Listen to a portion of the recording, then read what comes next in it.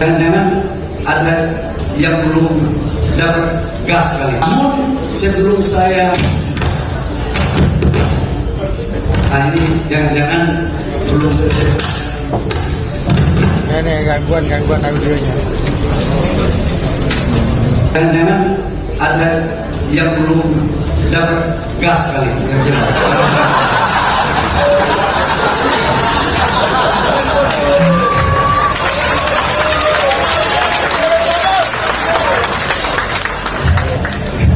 Saya gas LPG-nya semua udah.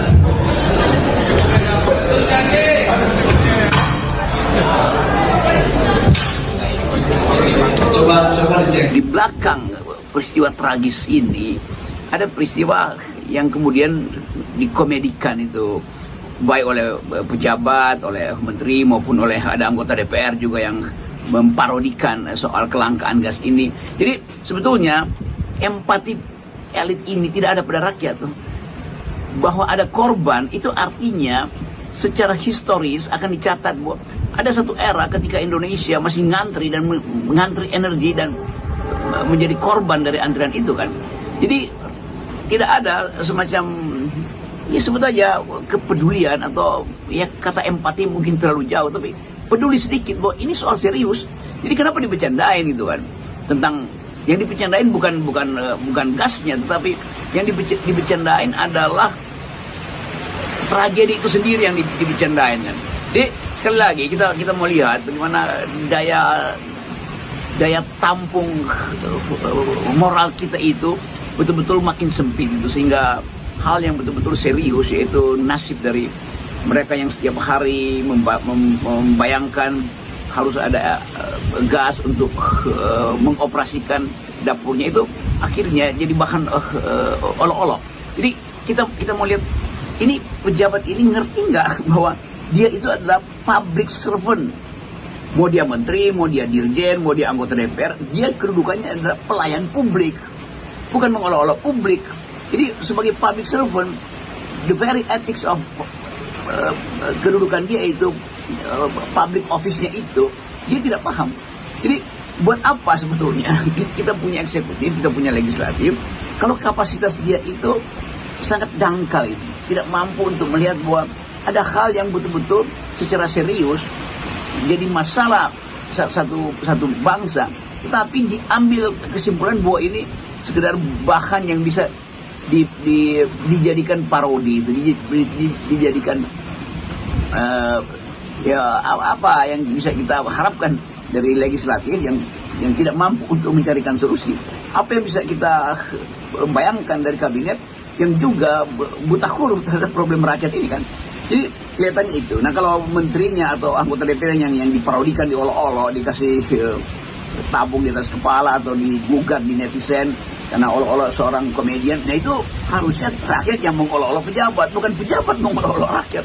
Ini ya, sobat era sekalian, soal LPG 3 kg ya, atau LPG melon itu memunculkan keributan karena awalnya pemerintah melarang melalui Bahlil Lahadalia, Menteri ESDM, yang pernah bikin Prabowo heran apa latar belakang pendidikan Bahlil sehingga bisa jadi Menteri Investasi awalnya ya.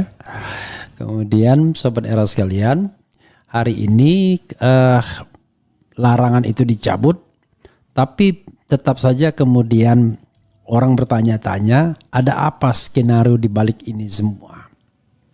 Ya, ada dua hal yang menonjol. Satu katanya pengalihan isu PIK 2, dan yang kedua mau menjelekkan atau membuat rakyat benci kepada Prabowo Subianto. Ya, oke, coba kita bacakan dan nanti kita lihat ya. Kalau saya mengatakan ya, kalau Prabowo on the right track, nggak perlu khawatir ya. Menteri yang coba main-main seperti itu ya dipecat saja. Dari awal Bahlil juga dianggap bermasalah dan termasuk menteri dengan kinerja terburuk selain Natalius Pigai menurut penilaian apa ya, kemarin ada sebuah lembaga. Oke, coba kita bacakan dulu gas melon. Pengamat Bahlil sengaja bikin skenario agar rakyat benci Prabowo ya. Kita bilang benci bukan benci lagi. Republik Merdeka, larangan penjualan LPG 3 kg ya. Atau gas melon di pedagang eceran seakan sudah diskenariokan agar citra Presiden Prabowo Subianto di mata rakyat menjadi buruk. Pengamat politik dan keamanan Muhammad Sutisna mengatakan kekisruan gas melon berawal dari kebijakan Menteri SDM Bahlil Lahadalia. Mirisnya kebijakan tersebut ternyata bukan instruksi langsung dari Presiden Prabowo. Nanti kita lihat ya, apakah memang langsung presiden atau tidak yang seperti ini. Ini semacam ada skenario untuk membenturkan presiden dengan rakyatnya. Padahal kita lihat ketulusan seorang Presiden Prabowo kepada rakyat tak perlu diragukan. Is it?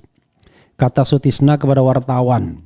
Melihat kemarahan rakyat saat ini, Sutisna berharap Prabowo tidak tinggal diam agar suasana di kalangan masyarakat bawah tidak semakin gaduh. Presiden, kata Sutisna, perlu mengevaluasi menteri di Kabinet Merah Putih yang acap kali membuat gaduh dan memiliki agenda tertentu. Presiden juga perlu melakukan filterisasi siapa saja menteri yang masih loyal kepada rakyat sesuai dengan garis perjuangan presiden. Is it? Jangan seperti Menteri Bahlil yang tiba-tiba mengeluarkan kebijakan kontroversial tanpa adanya sosialisasi. Jelas, menteri seperti ini sudah sangat layak dicopot pungkasnya.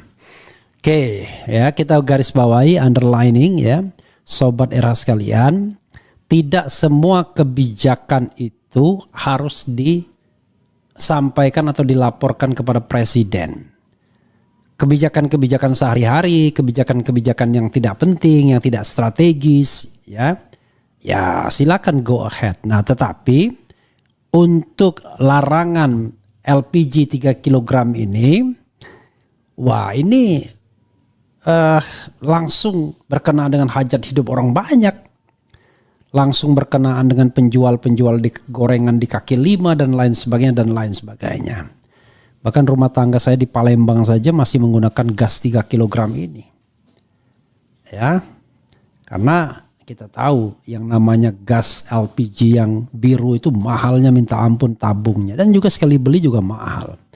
Jadi persoalannya saudara sekalian, ya tidak semua orang yang memiliki kemampuan finansial yang layak untuk membeli gas LPG yang tabung tersebut dan tidak ada masalah. Ya, ini day to day rakyat ini kadang-kadang nggak jelas penghasilannya, tidak jelas kerjaannya, termasuk Refli Harun katanya pengangguran. Jadi karena itu kalaupun ada kerjaan ya tidak semuanya punya penghasilan yang cukup layak untuk membeli gas melon ya, makanya gas tabung gas, makanya pakai gas melon semua. Nah yang seperti ini ya kalaupun tidak dilaporkan presiden paling tidak dikaji secara komprehensif ya, sehingga kecurigaan bahwa Bahlil ingin menjelekkan nama presiden ya bisa jadi kalau melihat latar belakangnya sebagai ketua umum partai politik yang di-endorse oleh Jokowi dan lain sebagainya. Ada yang jelas persaingan antara istana lama dan istana baru tersebut. Tidak mungkin tidak ada persaingan. Oke. Yang kedua katanya adalah kebijakan menyengsarakan rakyat untuk pengalian isu PIK 2 PSN. Coba kita bacakan. Siapa lagi yang mengatakan ini ya? Kita baca ya. Polemik mengenai kejahatan terkait PIK 2 PSN. Bentar. Dari halaman pertama dulu ya. Oke. Merupakan polemik mengenai kejahatan terkait PIK 2 PSN yang mulai terbongkar kini coba ditutupi dengan pengalian isu soal gas melon. Memang menertibkan harga gas melon bisa diterima, namun bukan dengan cara yang drastis dan tiba-tiba. Kebijakan semacam ini justru berisiko menyengsarakan rakyat kecil, yang mana dengan mempersulit perizinan gas melon, akibatnya adalah hilangnya pasokan di pasaran. Gas melon merupakan kebutuhan vital bagi masyarakat, terutama untuk memasak. Bagi banyak rakyat kecil dan usaha mikro, kecil, menengah UMKM yang bergerak di sektor makanan, kebijakan ini sangat merugikan karena mengancam keberlangsungan usaha mereka. Menteri Keuangan Sri Mulyani pernah mengungkapkan bahwa harga gas di pusat adalah 12.750 dan terkejut dengan harga gas melon yang dijual di warung mencapai 20.000. Namun jika dilacak dari harga di pangkalan pengisian 15.000, masuk agen 18.000 dan pengecer menjualnya di warung 20.000, rakyat tidak protes karena yang penting mereka bisa mendapatkan gas tersebut. Ini adalah kebutuhan vital dan harga yang sedikit lebih mahal bisa dimaklumi daripada kesulitan dalam mendapatkannya. Namun jika kebijakan ini mematok harga seragam 12.750 atau 18.000, pengecer menjadi bingung. Tidak semua pengecer memiliki modal besar atau cukup tabung gas kosong untuk menjadi agen. Ya. Menjadi agen memerlukan modal besar, yaitu membeli minimal 60 tabung gas kosong yang harganya 150.000 per tabung. Bayangkan ya. Apalagi kalau kita kaitkan beli tabung yang lebih gede. Jika dihitung biaya modal untuk menjadi agen bisa mencapai 9 juta, jumlah yang tidak sedikit bagi pengecer kecil. Apakah Menteri Bahlil Lahadalia sudah memahami realita kehidupan rakyat kecil di lapangan? Oke.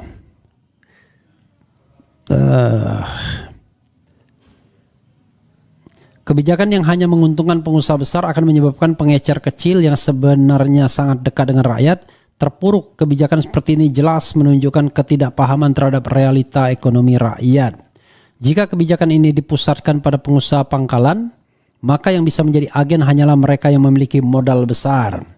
Ini hanya akan memperparah ketimpangan ekonomi dan semakin menguntungkan pengusaha besar. Sementara itu rakyat kecil yang sangat bergantung pada gas melon untuk bertahan hidup menjadi korban kebijakan yang tidak berpihak pada mereka. Kebijakan yang merugikan rakyat banyak ini, terutama yang menyangkut hajat hidup mereka, sejatinya adalah sebuah kejahatan. Gas melon bagi rakyat kecil adalah soal hidup dan mati karena pemerintah tidak memberikan alternatif bahan bakar lain yang lebih terjangkau untuk memasak. Apakah dengan kebijakan seperti ini pemerintah bisa mendapatkan simpati rakyat? Sudah saatnya kita berhenti membodohi rakyat dengan isu-isu kontra isu yang hanya membuat mereka sengsara. Sebagai menteri seharusnya pemikiran Anda lebih maju dan relevan dengan kebutuhan rakyat, bukan malah kebijakan yang membingungkan dan menambah beban hidup mereka. Jika saja kekayaan Ibu Pertiwi ini dikelola dengan baik dan sepenuhnya diarahkan untuk kemakmuran rakyat, mungkin gas melon bisa saja diberikan secara gratis. Tidak perlu ada kata subsidi yang sebenarnya merupakan kebohongan. Subsidi itu seharusnya diterima rakyat dari kekayaan negara yang mereka bayar melalui pajak. Bicara soal subsidi, kenapa tidak kita lihat pula bagaimana kebijakan pemerintah terhadap negara lain, seperti subsidi yang diberikan oleh Megawati terhadap RRC dengan gas tangguh yang sampai hari ini masih dijual dengan harga sepertiga harga gas dunia. Ya. Apakah ini yang dimaksud dengan keberpihakan pada wong cilik? Bukankah tanggung jawab pada rakyat kecil lebih penting daripada politik kepentingan? Dengan isu gas melon yang saat ini menjadi polemik, bisa jadi ini adalah cara untuk menutupi permasalahan besar terkait PIK 2 PSN yang belum tuntas. Kemudian pemerintah harus sadar bahwa rakyat tidak boleh terus-menerus dijadikan korban kebijakan yang tidak berpihak pada mereka. Rupanya menulis Prihandoyo Kuswanto, Sukolilo, Surabaya. Jadi saudara sekalian, satu fenomena seperti ini bisa saja kemudian ditanggapi atau dianalisis dengan berbagai kemungkinan. Tetapi kalau kita melihat background seorang Bahlil Lahadalia, tentu orang selalu akan mengaitkan setiap kebijakannya dengan kepentingan partainya atau kepentingan dirinya. Atau kepentingan bohirnya. Siapa bohirnya kita nggak tahu. Apakah masih Jokowi ataukah orang-orang yang berkuasa di Pantai Indah Kapuk misalnya. Atau di tempat-tempat yang memang merupakan pusat oligarki. Jadi sekali lagi, hal-hal yang seperti ini harusnya dikaji secara lebih komprehensif agar tidak muncul wasangka bahwa ini akan menjauhkan rakyat dari Prabowo Subianto. Tapi it is a story ya. Tapi another story-nya adalah kenapa sih kita takut sekali ya Prabowo Subianto kemudian tidak disukai rakyat atau dibenci rakyat dan lain sebagainya. Tak mudah bagi dia menganulir setiap kebijakan menterinya yang dianggap menyengsarakan rakyat. Jadi silakan menteri membuat kebijakan, Tetapi begitu presiden menganulirnya ya sudah selesai. Misalnya ada gejolak di masyarakat, tetapi itu memang akan membuat presiden agak sibuk karena menjadi pemadam kebakaran jadinya. Jadi menteri-menterinya tidak cukup antisipatif dalam membuat sebuah kebijakan. Makanya kebijakan itu perlu mempertimbangkan aspek-aspek bagi pengaruhnya bagi rakyat kecil harusnya. Jadi jangan berpikir soal kue nasional saja. Itu sama orang berpikir tentang subsidi BBM. Katanya lebih baik subsidi BBM itu untuk yang lain. Karena selama ini subsidi BBM dinikmati orang kaya. Iyalah. Tetapi begitu BBM naik, ya orang miskin juga yang kena getahnya. Harga-harga langsung naik. Kan begitu persoalannya. Sementara subsidi kepada mereka itu tidak cukup efektif, ya kan? Untuk menghalau kenaikan harga-harga barang misalnya. Jadi kehidupan mereka sebelum dan setelah kenaikan itu justru jauh lebih sulit setelah kenaikan BBM. Nah ini persoalannya kan seperti itu.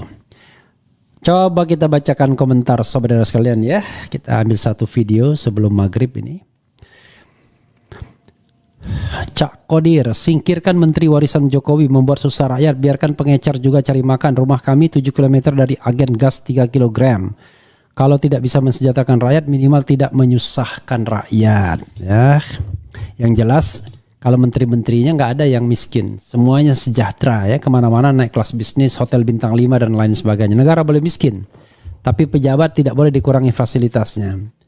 Assalamualaikum Bang Repli, wowo komon-omon saja takut maguan ma Jokowi ijazah palsu, tangkap seret jebloskan ke penjara anak mantu istri kroni-kroni dan penjilat-penjilat kayak Bahlil, Budi Ari, Raffi Ahmad, Ade Armando, Abu. Maksudnya apa ini? Hadir nyimak Bang, setiap ada isu besar yang berkaitan dengan oligarki pasti ada skenario isu yang sudah dipersiapkan. Lanjut bahas oligarki lagi. Ini cuma drakor bung. Supaya presiden kemudian membuat kebijakan yang berbeda. Seolah-olah presiden pro rakyat. Kalau presiden tegas, pecat dong itu menteri. Nah, Anton Sutopo bisa juga benar ya. Ya, drakor, drama Korea. Biar kemudian nanti Prabowo dianggap pro rakyat. Ya, Bahlil yang disalahkan. Saya melihat ada keengganan ya. Yang namanya pengamat untuk langsung mengkritik Prabowo sebagai jantung pertahanan. Saya tidak tahu why. Apakah karena mereka masih berharap dibaikin Prabowo, masih takut periuknya hilang atau apa ya? Jadi kalau saya mau mengkritik Prabowo itu bukan berarti saya nggak suka. Saya pakai konsep hukum tata negara. Primus inter paresnya kan Prabowo. Cabang-cabangnya boleh. Bahlil salah, tapi Prabowo bisa bikin kebijakan yang menyelesaikan. PIK anak buahnya salah, tapi Prabowo sebagai presiden bisa menyelesaikan membuat sebuah kebijakan yang tidak mungkin ditentang siapapun. Karena itu, because he is president, he is a primus inter pares. Lah, pagar laut bolak-balik tanpa satupun komentar dari istana. Pertanyaannya, apakah istana khawatir atau takut kalau bertindak tegas terhadap orang seperti Aguan misalnya, kan gitu. Assalamualaikum Bang Repli, wowo takut oke. Ya elah masih aja pakai istana lama istana baru. Begitu Muhammad Iqbal ya. Emang Anda berpikir Bahlil itu tidak double agent, ya kan? Paling tidak dia sedang peralihan. Apakah dia tetap di istana lama ataukah tetap istana baru? Oh, something happen to Prabowo, balik lagi istana lama. Gimana? Ya. Berpikirnya jangan ya elah bro ya. Pak Wowo siap ternakan wiwi sudah menetas. Pak Wowo siap ternakan wiwi sudah menetas. Siap perang nih. Jangan-jangan mau ambil alih nih. Masa ia rame di Banten doang? Ajaran agama sudah mengingatkan bahwa bila segala sesuatu diserahkan pada bukan ahlinya, maka tunggulah kehancurannya. Ngeri Bang, masyarakat dipersulit tapi yang mempunyai orang tertentu. Oke ya. Oke gas, kok tanya saya. Ini oke. Rupanya jangan-jangan dia terjemahkan dari oke gas ini ya. Dari pagar laut terbitlah gas melon. Setiap ada kasus besar pasti ada peristiwa pengalihan isu. Selalu selalu begitu dari dulu ya. 27.000 di Oki, Ogan Komering Ilir ya. Di Jakbar malah 27.000 bang, tapi masalahnya barangnya nggak ada. Kebijakan pertama larang pengecer jualan, kebijakan kedua pengecer diperbolehkan jual. Apa ini emang nggak dipikirin dulu? Dan yang jelas sudah terjadi gejolak harga, ya kan? Dan ini makin menyengsarakan masyarakat kecil. Kemarin-kemarin masih demo di DPR soal pembangkangan keputusan MK. Tahu-tahu ada wacana UKT naik. Dari sopir angkot jadi menteri SDM. Si Bahlil sejak awal selalu kontroversial ya. Pecat Bahlil tuh menteri nggak ada prestasinya, buat susah masyarakat kecil saja. Sekarang ada kasus pagar laut langsung dihajar LPG langka. Jadi prestasi menteri itu adalah ikut tim sukses Prabowo Subianto dan Gibran Rakabuming Raka. Itu masalahnya. Kalau Anda nggak ikut cawe-cawe dalam pemenangan pilpres, ya Anda nggak akan dipertahankan. Kan begitu. Cobalah you name it, menteri apa aja ya. Baik terang-terangan seperti Bahlil yang